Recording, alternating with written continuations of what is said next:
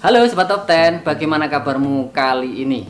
Makin baik, makin semangat, makin antusias ya menuju PTN? Harus dong itu. Oke, mari kita lanjutkan program 96 hari menuju PTN 2021 bersama channel ini. Sebuah program 96 video secara berseri untuk mendampingi kamu sukses PTN 2021. Amin. Ikuti seri demi seri atau episode demi episodenya. Karena apa? Topik yang dibahas akan saling berhubungan dan saling melengkapi. Jangan ragu untuk subscribe, like, comment, and share. Untuk interaksi tiap hari, silakan follow Instagram menuju PTN. Dan untuk aktivitas pribadi saya bisa follow Seyhuna. Video yang kamu saksikan ini adalah hari yang kelima atau episode yang kelima, dan merupakan lanjutan dari video sebelumnya. Kali ini saya akan coba berbagi kepada kalian semua tentang bagaimana cara bijak dan ideal memilih jurusan untuk jenis seleksi berbasis rapot. Tentu saja caranya tidak sama alias berbeda dengan jenis seleksi berbasis tes tulis. Nah, seperti apa? Yuk kita simak hingga selesai.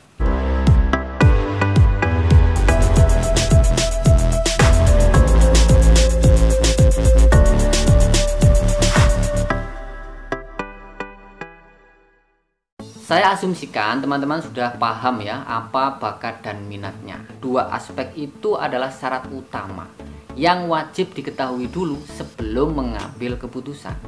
Jadi supaya pemahaman kita menjadi utuh dan tipsnya bisa dipahami secara baik, silakan tonton dulu video yang ini. Baru kemudian balik ke sini bagi kamu yang belum menontonnya. Beda seleksi, beda pula cara memilih jurusannya. Untuk jalur dengan model seleksi seperti rapot ya, misalkan SNMPTN, kemudian SPAN-PTKIN atau SNMPN, jangan disamaratakan dengan jalur tes tulis seperti SBMPTN, UMPTKIN atau SBMPN. Teman-teman harus benar-benar jeli agar tidak salah strategi. Mengapa berbeda? Yuk kita amati. Salah satu komponen dalam penilaian SNMPTN ya, juga SPAN-PTKIN atau SNMPN adalah nilai rapot semester 1 hingga 5. Kebanyakan dari kita baru mulai bersiap menentukan pilihan jurusan itu pada kelas 12. Ada pula yang baru kepikiran di semester 2 kelas 12 alias saat semester 6. Nah, apa yang terjadi saat kita sudah berada di kelas 12? Nilai rapot kita sudah hampir paripurna. Artinya sebaran nilai sudah menunjukkan karakteristiknya.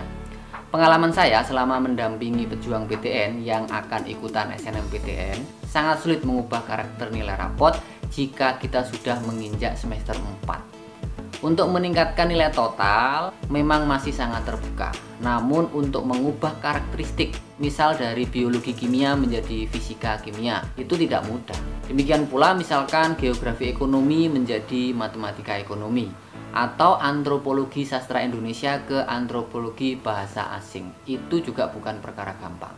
Bahkan dari semester 3 sekalipun, karakteristik hingga semester 5 juga sering tidak berubah. Itu pengalaman ya. Keunggulan dan kelemahan kita cenderung semakin nyata terlihat. Artinya bakat kita itu sudah jadi dan menunjukkan siapa kita. Ingat ya, yang dinilai dalam seleksi PTN bukanlah seberapa serius kita berminat pada suatu jurusan, tapi seberapa berbakat kita yang ditunjukkan oleh perolehan nilai kita sendiri. Fungsi minat lebih pada aspek subjektif kita dalam mengambil keputusan memilih atau tidak memilih suatu jurusan. Mungkin sampai pada penjelasan ini ada di antara kamu yang kemudian bertanya, bagaimana jika kita mempunyai sertifikat ini dan itu? Oke. Jika sertifikat itu qualified, sifatnya hanya penambah poin, bukan mengubah karakter nilai rapot. Video tentang karakter subtes bisa disimak di sini ya. Nah, sekarang mari kita lanjutkan dulu. Ketentuan SNMPTN secara eksplisit disebutkan seperti ini, teman-teman. Bahwa perguruan tinggi mendapatkan calon mahasiswa dengan prestasi akademik tinggi menggunakan nilai rapot dan prestasi lainnya yang relevan dengan program studi yang dipilih. Perhatikan kata relevan, itu artinya sesuai dengan karakteristik nilai kita. Bahasa lainnya adalah sesuai dengan bakat yang kita miliki. Jadi dalam SNMPTN, strategi yang ideal dipakai adalah menyesuaikan jurusan yang kita pilih dengan bakat kita, bukan dengan mendahulukan minat. Nah ini dia, jika ada yang mulai terusik pemahamannya, saya sangat maklum. Setidaknya sejak 2004 saya sudah sering melihat ekspresi siswa seperti itu. Kalau milih jurusan yang tidak diminati, mana cocok, mana nyaman, kan kita yang akan kuliah. Oke, mari kita gunakan logika lain. Apakah jurusan yang sesuai dengan bakat bukan jurusan yang cocok? Itu sudah lebih dari cocok. Potensi kita untuk bisa mengikuti perkuliahan pasti lebih terjamin. Bagaimana sekarang mengatasi perasaan tidak nyaman karena ngerasa nggak minat? Ini sudah saya bicarakan ya di video sebelumnya, tapi saya akan tambahkan tipsnya agar lebih bersifat kompromis. Dengan bakat yang kita miliki, kita berpotensi memilih berbagai jurusan. Tidak hanya satu atau dua, bisa lebih dari itu. Anggap saja ada 10 jurusan yang relevan dengan bakat kita. Nah, dari 10 itu pilihlah yang paling diminati. Oke? Dalam konteks SNMPTN, dari 10 itu pilih 2 yang paling kita minati. Jadi kita tetap tidak berpaling 100% dari aspek minat. Tetap mengakomodir minat di situ. Persisnya, kita memilih jurusan SNMPTN dengan dasar bakat berbasis minat. Gimana? Bisa dipahami? Coba dulu dengan penuh ketenangan ya. Sering saya sampaikan dalam memilih jurusan, jangan tonjolkan sisi emosional. Ini tentang masa depan. Nah, apakah mendahulukan minat? Sama sekali tidak diperbolehkan dalam SNMPTN. Tentu boleh-boleh saja, namun idealnya jika kita masih di awal SMA alias kelas 10. Jika di kelas 10 kita sudah mempunyai pilihan jurusan dan tidak tergoyahkan hingga kelas 12, kita bisa memperjuangkan minat itu dengan mengupgrade kemampuan-kemampuan tertentu yang menjadi faktor relevansinya.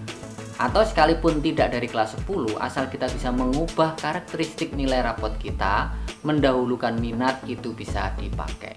Saya sudah banyak mereview berbagai jurusan favorit ya, yang mungkin saja ini adalah pilihanmu. Seperti misalkan teknik industri, teknik kimia, sistem informasi, teknik informatika, aktuaria, kemudian ilmu gizi, farmasi atau apoteker, kesehatan masyarakat, kedokteran. Untuk yang soshum ada administrasi bisnis, administrasi negara, ekonomi Islam atau ekonomi syariah, ilmu komunikasi, kemudian hubungan internasional, psikologi, akuntansi, hukum, manajemen, ekonomi pembangunan juga sudah saya pernah review di website ini, sosiabas.com menuju PTN Tribe.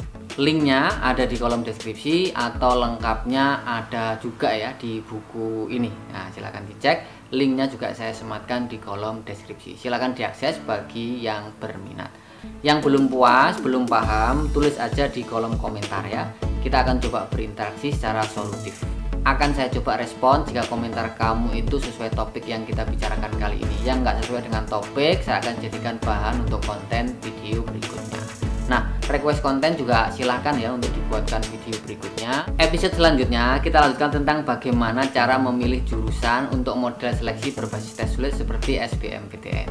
Demikian video kita kali ini, semoga ada guna dan manfaatnya. Mohon maaf apabila ada kekurangan. Tataplah PTN 2021 dengan penuh optimisme. Ingat sobat semuanya ya, tetap semangat, tetap belajar, dan create your future.